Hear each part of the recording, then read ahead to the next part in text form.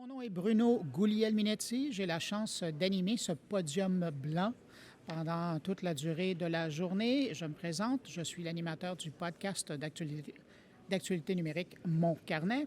Et donc, j'ai la chance d'être ici pour accueillir les conférenciers, les panélistes un petit peu plus tard aujourd'hui pour nous parler de cybersécurité, chacun dans leur domaine.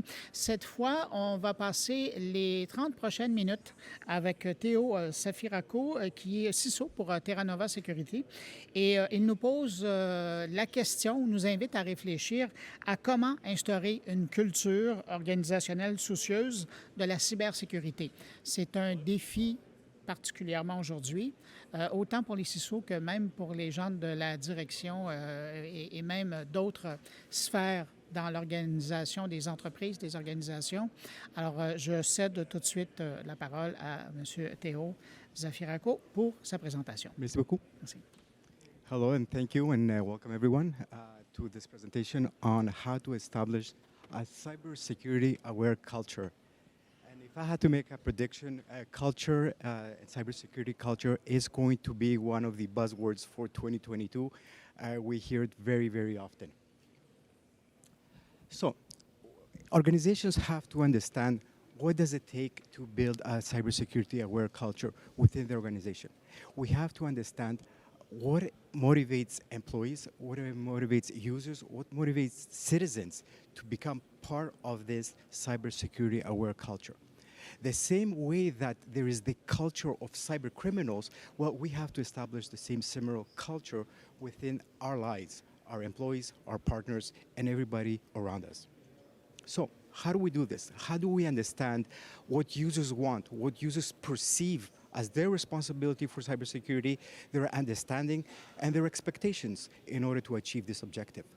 So Terranova engaged Ipsos survey to conduct a study among different users across the globe, in actually 5 different countries, to understand their requirements, their perceptions, and their expectations when it comes to cybersecurity. This survey to establish, and to understand the cyber culture index across these 5 countries, engaged with different participants, mostly employed between the ages of 18 and 75, and we asked them a certain set of questions to get a better understanding on what they think their responsibility is. This report is designed to help leaders of organizations understand their user base. What motivates a user is not always the same thing as what motivates an organization. So when building cybersecurity awareness programs, organizations have to understand, well, how do I engage my users? How do I get them to be interested? How do I get them to go beyond, their standard duties and to take part of the solution and become part of the defense that we put in place within our organization, and not to become an adversary either by accident or intentionally. So, and this also will help us identify where we have gaps in our cybersecurity awareness programs. It's not only about technology and knowing how to select a strong password or how to secure your accounts or your devices. It's going beyond that and being part of the solution, going outside of your day-to-day responsibilities to protect your organization, but also your personal data. And also, you have to position your organization at all different levels, from the executive leaders down to every single employee, to become part of this culture. Change is not going to happen by one individual, and it's not going to happen when it's only organized by one individual. So let's look at some key data and some key insights that we got from this report and try to understand what this information means and what can we do. All right, so the first question, we could see that the majority of the participants have experienced directly or through someone that they know a cybersecurity event, a cybersecurity attack. And this information tells us that nobody can deny that the cyber threats are real. 3 out of 4 have experienced it firsthand. So, you cannot longer say that it doesn't affect me, it doesn't target me, I have nothing of value. Everybody has something of interest. I'd like to say that the other 24%, don't realize yet they have become a part of an attack or they have become a victim. Because nowadays, it's almost impossible to have an online presence or a digital footprint without having been a target of some sort of attack. Almost impossible. Now, when we look at the next question, we asked what are their thoughts of their organization? How do they perceive their organization when it comes to cybersecurity? And one of the challenges that many cybersecurity departments have is that they don't market themselves. They don't advertise what they do and how what they do protects the organization, protects the employees.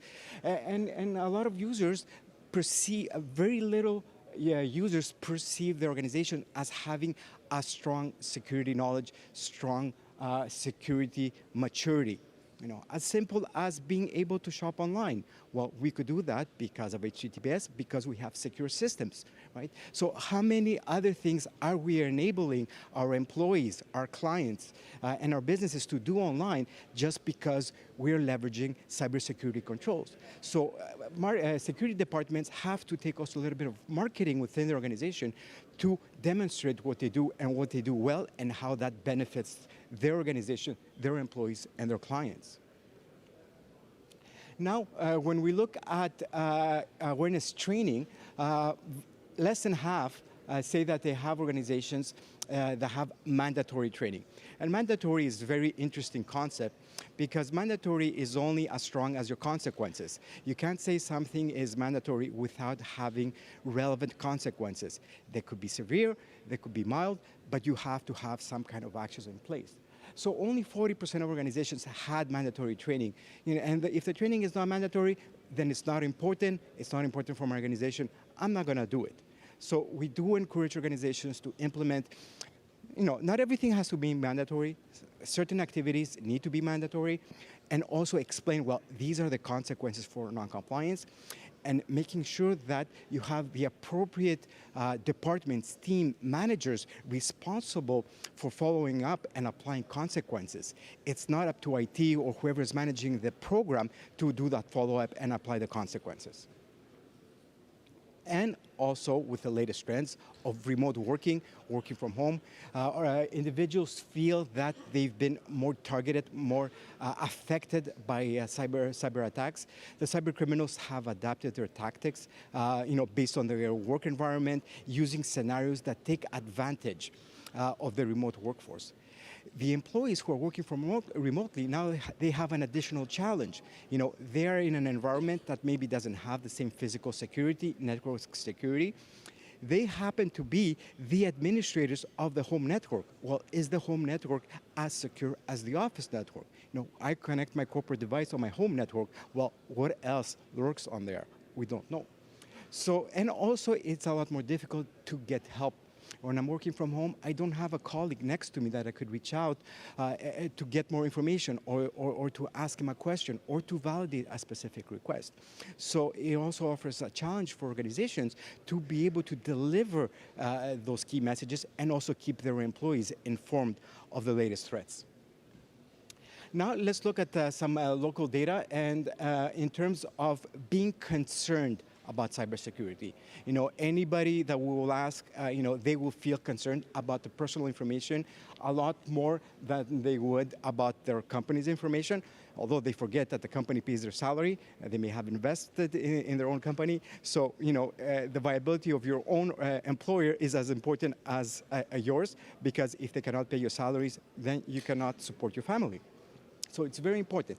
We see in Quebec, in the province of Quebec, that users are, you know, a little less concerned than the global results. And we could see this because, you know, we just recently got a cybersecurity minister, all right? So Quebec has to do a bit of a ramp up on informing and providing the resources and knowledge to the citizens, right? You know, it has to start from home, it has to start from the government before it reaches the organizations. You know, employees have to go into the workforce knowing and understanding what cybersecurity is and its importance before the employer has to inform them. All right, and cybersecurity is often associated with IT technology. So the majority of respondents overall, and the Quebec responses are very similar to the global average, believe that it's IT's responsibility because everybody believes that cybersecurity has to do with tech, hacking, code, and software. But it goes beyond that. And we've heard it several times already today that whether on the adversary side or the ally side, the partner side, cybersecurity always has a human element. So how do we keep the opponents at bay? How do we make sure that our allies don't become accidental adversaries? So supporting employees is very important. A lot of people say, a lot of the respondents said that they need support from the organization. There is a willingness to learn where do we get this information if we have not received it before. A huge percentage of the participants said that they never received training, and most of them was because they never had the opportunity. Nobody had ever offered it to them. So we're seeing a lot of users in the workforce that simply don't know what the best practices are because nobody ever informed them. All right, so let's get a bit in the definition of what does it mean to have this cybersecurity aware culture, and what does it mean for organizations and individuals? When we're talking about culture, we talk about all levels of the organization, starting with the executives, understanding that cybersecurity is a business matter, and supporting the organization in its cybersecurity objectives. Management needs to be involved because management is going to implement processes that have to take into consideration cybersecurity threats and controls. And employees have a responsibility to follow processes, follow established policies, and ask questions if something is not clear. Obviously, organizations put cybersecurity in place because they want to avoid incidents. They want to remain operational. They want to save money. They want to be productive, or even venture in additional business areas, which are many times enabled by cybersecurity controls. And also we want to empower our employees to use these new technologies and not be afraid, of technology, because we don't want to have that, phobia of technology, and because I don't understand it, I'm not going to use it because I'm afraid that I'm going to do something wrong. On the opposite side, those who are technophiles, who love everything about technology, they have to understand the risks associated with it and how to protect themselves. And also with a remote hybrid workforce, more people working online, more services, more of anything we do happens to be online, from personal, government affairs, work-related, entertainment, shopping. Well, the moment we connect to the internet and we have a digital presence, well, the rest of the world has the opportunity to connect to us, and we have to understand that. So what are the drivers? And these are not only the drivers for establishing a security awareness culture and training among the employees, these are many of the same drivers that are for which organizations implement information security programs to begin with. And there's a lot of external factors that you do not have control, that force you to put certain controls in place because you have no choice. Then you may have internal factors, internal drivers, like your policies. You need to follow the rules and establish procedures within the organizations. The internal drivers are things that you control, you decide the level of awareness and implementation. And then you may have industry requirements, or those pushed down to you from your partners. We hear a lot of organizations say that, well, we're a smaller company, we don't have to, we're not part of a specific industry, well, we don't have to be compliant, we don't have to have a security program. Well, are you a vendor? Are you a supplier? Are you a supplier to one of these larger entities? Well, they are going to have those expectations now to be secure and to have more thorough controls in place than you did in the past. And having a security-aware culture is going to help organizations address many challenges that they're currently facing. Employees, as we could see, are not motivated, are not interested. They don't think cybersecurity is their priority. And if they do have awareness training to complete, well, they may not be completing it in time or without increased notifications and harassment. When you have a cybersecurity aware culture, well, users, are going to be interested and they're going to follow the training when it's available to them because they believe in its benefit. Training, is going to help employees over time understand that the threat. Sometimes they will learn something new. Others, it's just a simple reminder that these threats still exist. Because we don't face them every day, we don't deal with them every day. So the awareness and training activities help as a reminder. And also will help organizations comply with either those external, internal, or industry requirements when it comes to awareness. All right. So why do we need to build a cybersecurity aware culture? Because technology alone, as we said, is not sufficient. And organizations have to invest in the human element. When we talk about security and cybersecurity or any other process, we talk about process, technology, and people. Well, we have to inform people how to properly follow the processes and how to use the technology. And this is where this comes into play. So as we mentioned, the crucial first step is getting the executive leadership on board. We've seen many organizations who are trying to implement a security awareness program, but if the leadership is not on board with the initiative, then it's not going to work because the message is not going to be received within the employees. They will not think that it's important if senior leadership is not engaged. So the leaders, cybersecurity leaders, have to do a better job in communicating these requirements with the executive leadership and getting support for implementing awareness programs. Awareness programs affect every single employee within the organization. And very often we're talking about changing behaviors. So engaging HR, change management specialists to help us achieve those changes in behaviors. And so if you have implemented a cybersecurity awareness program or a behavior improvement program, well, how will you notice that, my culture is shifting? How am I achieving this cybersecurity aware culture that I desire? Users are motivated and they share what they know with others. They're not afraid to ask questions. Users are completing the training activities and consuming content on their own without having to chase them and without having to issue ongoing reminders for them to complete the training. And then people understand the need for the program, and you have an increased participation. Obviously, the ultimate goal is for them to adopt those good behaviors and apply them on a day-to-day. So how are you going to facilitate growth? Well, you have to have content and media that it's interactive, engaging, and people are that it's easy for users to retain. Right? We have to change the way that we communicate because our users have changed the way they consume information. If we look at the way they get information from Twitter, LinkedIn, or other social media platforms, it's mostly visual, graphical, and in short bursts. So we have to adapt our communications to be in the same format. Ambassador programs also help instill the culture within the different departments or regions where cybersecurity may not have a physical presence. So they want to expand and having local support to deploy these key messages in those areas, and also have gains for the different individuals and for them understand what's going on.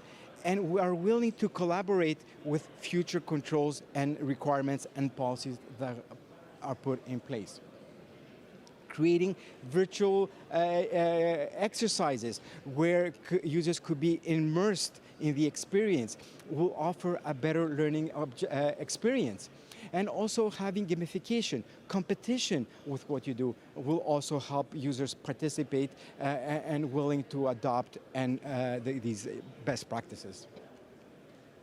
As we talked about the ambassador program, it has become very important. These are the authorized agents to represent cybersecurity, but they also represent the business.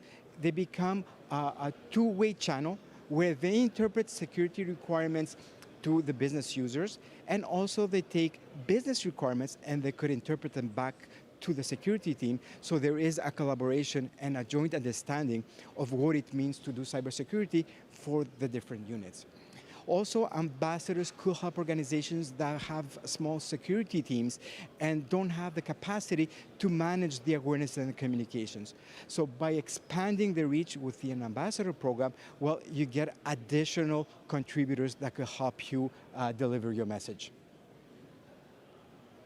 And also it becomes very important down the road that when you're building your awareness program for your employees, to create personalized campaigns based on the individual risk profile, but also current competencies. Not every single user within the organization faces the same threats or has access to the same sensitive information or the same risk profile. Well, how do I identify and how do I classify my users in different categories? How do I deliver messages that are pertinent to them based on the risks that they're facing, but also based on the current competencies? So having the ability to create these personalized campaigns will keep your users motivated because they're only receiving the messages that are pertinent to them and information that they need to know. You're not wasting their time with communications and messages that may, where they may already be proficient. So it becomes a tailored approach to security awareness. Also, by tracking the risk exposure of the user versus his security awareness index, well, then you could determine, well, what is my organization's security culture index? Based on the risk profile and the requirements for that risk profile, are my users well aware? Are they well informed for the risks that they're facing? And by doing this, you are preparing your organizations and your users for long-term security. Whether the threats change or the modes of delivery change, your users will be prepared to adapt and tackle any challenge that they may face down the road. One of the most important elements of instilling this cybersecurity aware culture is communications. You have to help your users reach out and provide resources to them if they do have any questions. How do I do X? How do I do Y? Where do I get this information? Is there any information that is available within my organization, or do I have to go out in the public to resources to get this information? Maybe on the professional side, organizations will have an internal information database, but sometimes we need to inform our employees on where to get information, on their personal side. Maybe government or public resources are available to them. We also have to encourage our users not to be afraid if they've done something wrong to raise their hand, not to be afraid of consequences, because we need to be proactive and catching cybersecurity incidents and mitigate them before they cause more harm. I had a specific example where one individual was a victim of a ransomware attack, and they took it onto themselves to pay the ransom of $7,000 to recuperate their computer because they were concerned that there will be negative consequences for falling victim. The organization only discovered this because the user submitted an expense report for computer repair for $7,000. And then the auditors started questioning, why is an individual submitting an expense report? We have an IT department. It was only then discovered that the person had been a victim and paid the ransom out of their pocket. So we have to encourage users not to be afraid to raise their hand as soon as possible, especially when it comes to personal information where organizations have the obligation to disclose breaches of personal information as quickly as possible, in some cases also within 48 hours, so it becomes very important for them not to be afraid to raise their hand. Another sign of cybersecurity culture is where users are proactive and they take the initiative to protect the organization when they see something wrong. It's great if I detect a phishing email and I ignore it, I delete it, I don't click, I'm an expert. But if I take the time to report this message to my IT department, well, my IT department has the opportunity to determine if any other person received it within the organization block the attacker, block the attack, and prevent a future cybercrime. So by taking the initiative, when we see something out of the way, we take action. I see a confidential document sitting in the printer. Well, I don't just ignore it and leave it there. I either take it, put it in the shredder, or lock it until I find its owner. So that's when we see users acting this way, then we will notice a shift in cybersecurity culture. And the last point in communications is we have to encourage the users to share what they know with others, with their colleagues, with their friends, with their family members. Obviously, I'm not going to be having a dinner conversation about cybersecurity best practices with my friends when I'm out having a glass of wine, but when I see the opportunity of somebody doing something wrong, I will tell them. I will share best practices and in order to inform them to do the right thing and become more aware. Lastly, this report is available for you to download online. We have several copies in English and French available here. Also, if you're interested in the presentation, the deck is available in both English and French, and you could get it at our booth 309. Thank you.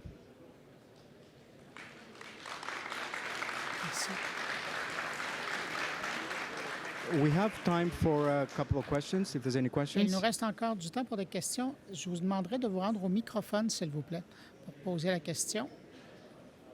De cette façon, les traducteurs pourront prendre votre question. So first of all, thank you for the intervention. Really appreciate it. So I guess I have two questions, right? When it comes to awareness and training your employees, what would be, let's say, in a phishing campaign where you want to understand if people know how to identify those phishings? What would be a threshold to determine that you're at risk of, like, let's say you have too many employees being phished, or you're pretty much aligned with the market? How would you measure that first? So on our side, the way we measure that is we do annual global benchmarking exercises for different industries, regions, and organizations.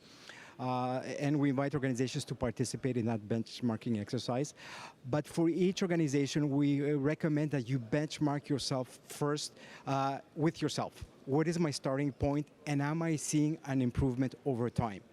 Typically, we recommend is that you try to achieve a 5 percentage point improvement every 12 months. And you will never be at zero, right? Users will always click. So look at your starting point and look at your overtime improvement. And it takes several simulations and exercises and activities per year to achieve that benefit. And by doing it over time, then you will see the benefits. Thank you. Actually, you pretty much answered the second question, where is it realistic to achieve a 0% click, even if you have the same staff, in the enterprise for an entire year, let's say like that? When you're implementing cybersecurity awareness programs and you have a phishing program within your awareness, it's never desired to have a 0%, because the moment your thresholds start dropping below 10 and 5%, then the cybersecurity team has to increase the complexity. So there are the two sides of the coin. I have to educate my users not to click, but at the same time, I have to give them scenarios that are complex enough to get them to click. So you increase your complexity just to see how they perform. Anything around the 5% is considered a success. Thank you. On a le temps pour une dernière question pour M. Zafirakos. Est-ce que quelqu'un veut poser une question? Si c'est le cas, j'inviterai à se rendre au microphone. Oui, allez-y, monsieur. Là, je parle en français. Oui, allez-y. Okay. C'est concernant, au niveau du télétravail, comment avoir une sensibilisation optimale du comportement qu'il faut avoir depuis la maison quand on est en télétravail. Surtout oui, pour le télétravail, il y a deux choses qu'il faut prendre en considération. C'est les menaces qui sont associées avec le travail. Puis il faut prendre attention à ces menaces, puis communiquer aux menaces liées au télétravail, mais aussi changer les formats puis les canaux de communication pour les travailleurs à distance. Puis il faut prendre ces deux éléments en considération quand on va bâtir notre programme de sensibilisation. Est-ce que ça répond à votre question? Non, c'est bon. Oui. C'est bon, Voilà. c'est bien. Merci. Merci pour votre question. C'est tout le temps que nous avions pour la présentation de M. Zafirakos, qui est CISO de Terranova Security. Il reste encore une copie, si vous êtes intéressé à prendre une copie du rapport. Sinon, je vous remercie d'avoir été là et je vous souhaite un bon dîner. Merci.